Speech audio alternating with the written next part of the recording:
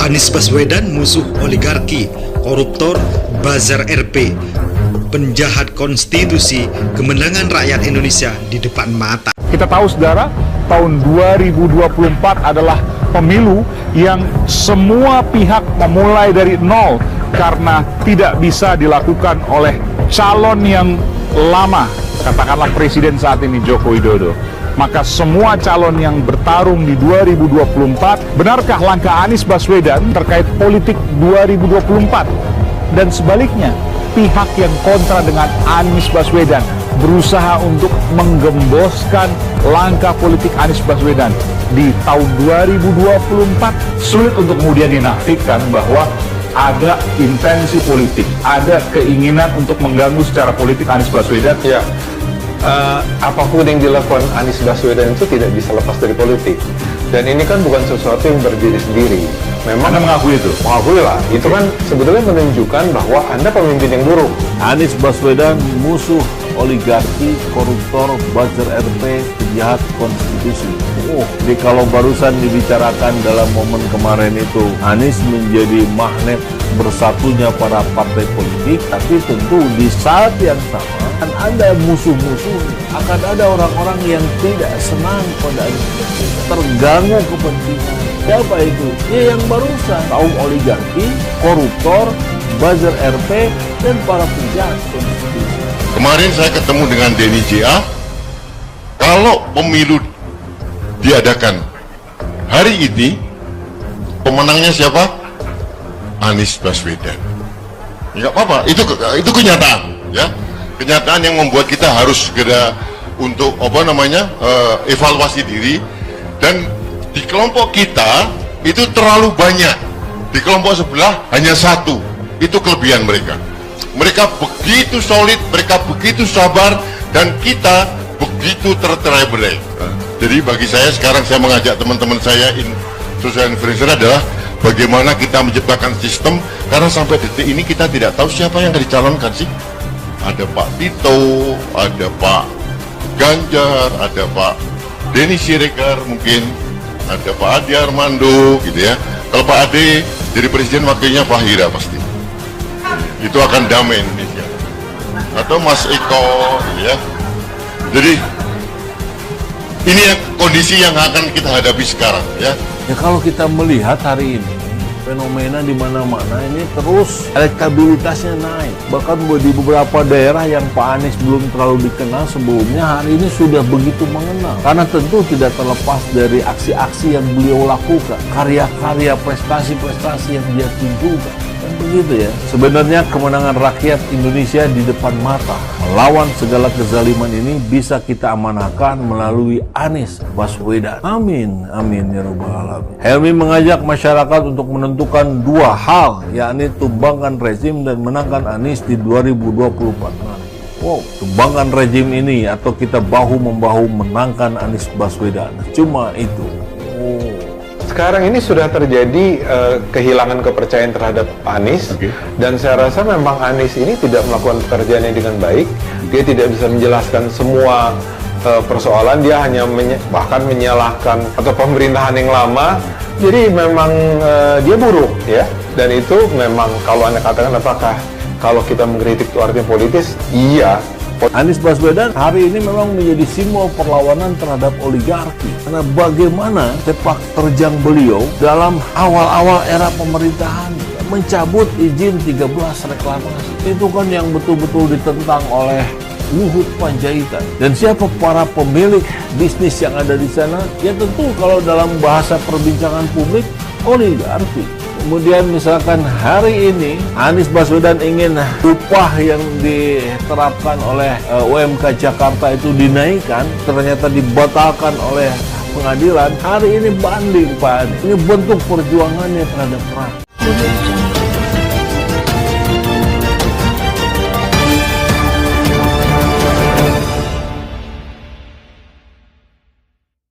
Anies membahayakan negara atau oligarki. Keterlaluan. Kerja buzzer sudah keterlaluan. Gak peduli etika, membuang moral, gak takut dosa. Setiap hari bikin konten untuk menebar fitnah. Terus lakukan framing buruk tentang Anies. Mereka dibayar memang untuk kerja ini. Ini bukan soal Anies, tapi ini soal moral dan etika politik yang sudah benar-benar dirusak dengan tontonan yang melampaui batas wajar. Kasihan rakyat, setiap hari mendapat suguhan fitnah, pagi, siang, sore hingga petang. Medsos dibanjiri kampanye hitam, tanpa menyadari banyak juga yang terpengaruh, termasuk Anda.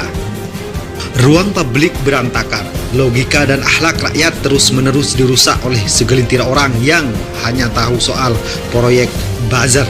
Makin menyedihkan bangsa ini. Kasat mata dan terang benderang ada upaya sistemik untuk halangi Anies Baswedan nyapres. Publik sadar ini caranya. Pertama, ganjal Anies melalui partai-partai. Bagaimana caranya partai-partai tidak mencalonkan Anies? Salah satunya munculnya KIB, Koalisi Indonesia Bersatu. Ini dibaca publik sebagai manuver kasar untuk ganjal Anies nyapres. Bagi P3 dan PAN, mana mungkin mereka tidak dukung Anies? Para kader di bawah dan konstituennya meminta partainya mengusung Anies, bukan yang lain. Mereka sadar jika tidak ikuti aspirasi konstituen, suara partai akan habis. Pertanyaannya, mengapa mereka bikin KIB? Diduga kuat ada pihak yang menekan. Kasihan dua partai ini, seperti akan dijadikan tumbal untuk sebuah arogansi. Kedua, cari terus kesalahan Anies sampai bisa jadi tersangka. Satu saja kesalahan didapat ini akan jadi jurus pamungkas untuk menghentikan Anies nyapres. Jika ini benar-benar dipaksakan, kita tidak tahu bagaimana nasib perpolitikan di Indonesia ke depan. Wajah demokrasi akan semakin gelap. Siapa yang kuat akan semakin leluasa berbuat semaunya. Negeri ini akan berjalan semakin menyimpang. Ketiga, hajar Anies di media. Buat opini bahwa Anies berbahaya. Framing bahwa pendukung Anies itu ex-HTI, FPI, dan ex-napi teroris. Pendukung Anies itu radikal. Mereka sebarkan terus ke publik untuk pengaruhi banyak orang. Kata Anies, tunjukkan satu saja kebijakan Anies yang intoleran, radikal, dan diskriminatif. Satu saja. Kalau Anda gak bisa buktikan, kenapa Anda masih terus menuduh? Kenapa Anda masih ikut viralkan fitnah itu? Untuk kerja dan bikin framing negatif seperti itu tidak cukup dengan biaya ratusan juta. Gak cukup, itu butuh dana miliaran. Lalu siapa yang bisa menyediakan uang miliaran itu? Yang pasti bukan nenek Anda. Patungan para relawan, Dobol, Trimedia, kader PDIP sudah mulai bongkar-bongkar siapa pendana di balik para buzzer itu. Dia merasa gerah. 3. Strategi yang kasar, kontra demokrasi dan cenderung kejam ini sepertinya akan terus dilakukan untuk memastikan Anies tidak bisa nyapres. Ini adalah cara-cara yang tidak elegan, kasar, dan merusak demokrasi. Kenapa ini semua dilakukan? Karena Anies diyakini potensial menang di Pilpres 2024. Kalau gak potensial menang, gak akan ada pihak-pihak yang kerja keras untuk jegal Anies. Kenapa takut kalau Anies jadi presiden? Karena bisnis oligarki terancam. Hanya itu jawabannya. Bukan negara yang terancam, oligarki yang terancam. Kenapa terancam? Karena banyak dari bisnis mereka yang melanggar dan menabrak aturan. Paham? Simpel cara membuktikan jawaban ini. Selama Anies menjadi gubernur DKI, adakah kerugian negara akibat kebijakan Anies? Gak ada. Selama Anies menjadi gubernur, adakah kerugian oligarki atas kebijakan Anies? Banyak. Anda ingat pulau reklamasi yang disegel? Anda ingat Alexi yang ditutup? Anda ingat kepengurusan apartemen yang diambil dari pengembang dan diserahkan ke penghuni yang notabene rakyat kecil? Anda ingat air bersih yang diambil oleh PT PAM Jaya dari penguasa oligarki selama puluhan tahun, kemudian disubsidikan hingga 80% ke rakyat? Itu semua untuk siapa? Rakyat. Tentu itu merugikan oligarki. Anies pasang badan dan ambil risiko. Anies harus berhadap-hadapan langsung dengan mereka. Anies harus menghadapi pihak-pihak yang punya komitmen dengan mereka. Demi siapa? Demi Anda yang masih sadar sebagai rakyat. Sekali lagi, ini bukan tentang Anies. Ini tentang siapa yang masih peduli terhadap negara ini. Tentang siapa yang berani ambil risiko untuk menghadapi siapa saja yang berupaya merusak dan membahayakan negara ini. Ini soal patriotisme dan nasionalisme. Ini soal keberpihakan siapa kepada siapa. Kalau mau aman, Anies akan lebih aman jika mau terima kompromi dengan mereka.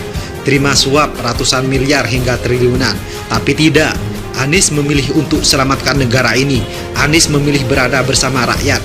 Akibatnya, dia harus ambil semua risiko ini sendirian. Dengan fakta ini, Anda masih mau bilang Anies membahayakan negara? Kalau begitu, Anda perlu ke psikiater.